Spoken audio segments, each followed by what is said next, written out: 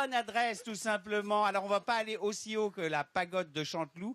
On va dans des petits nids douillet qui se trouvent à Ballon-Miré. C'est Bruno, un ancien prof de philo, qui a là-bas non seulement un château où il a des chambres d'hôtes, mais dans son jardin des arbres où il y a des cabanes où l'on peut dormir. Bruno est un amoureux de la nature. Après avoir hérité du château du Vau, il a décidé de quitter le stress parisien pour vivre ici et créer des chambres d'hôtes. Mais il propose aussi des séjours plus insolites dans les arbres. Bonjour, ça va? Et pour le service, Bruno a trouvé une idée pour le moins originale. Allez-y, vous pouvez tirer. Ouais.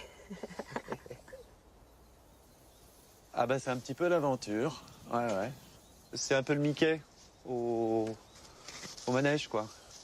C'est la queue du Mickey. Dans le panier, Vincent et Émilie trouvent leur bonheur.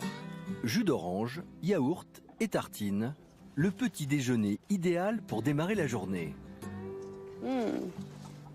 Partager un moment de plaisir simple au soleil, Émilie ne l'aurait pas même soupçonné à son arrivée, car cette dernière a peur du vide en temps normal. Moi, j'avais une appréhension parce que j'ai le vertige, surtout à 10 mètres. Et en fait, c'est vrai que la première minute, il faut s'habituer.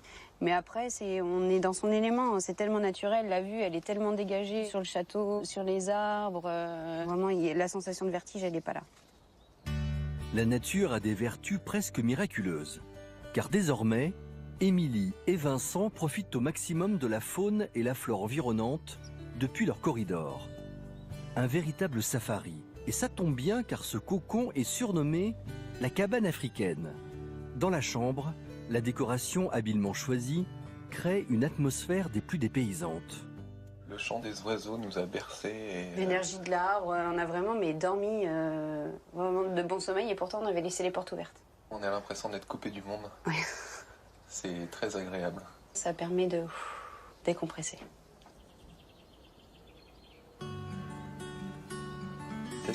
Il y a des bleus qui sont... Ouais, mais les bleus, c'est magnifique. Ils sont super jolis.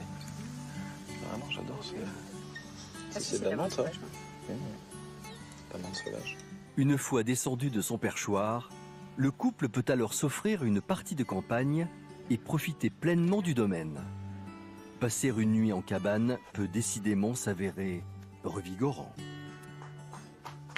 Ça m'étonne pas que tu nous présentes des chambres un peu perchées, toi qui l'es, le reste de l'année, mon Pas cher si haut Guillaume. que ça, 10 mètres du sol, et ce Ouais, sont c'est des pas mal. arbres bicentenaires évidemment pour construire des cabanes. C'est Là-dessus, il faut magnifique. pas les abîmer. Et ça donnait très envie à Gonzague qui regardait ça en disant moi aussi j'irais bien me mettre dans un arbre pour chanter le soir avec les rossignols. Mais moi, je trouve ça très romantique à faire. Ah oui, ouais, c'est splendide. Ça change dans un décor comme celui-ci, c'est juste... Ah, tu y as été? C'est du romantisme absolu.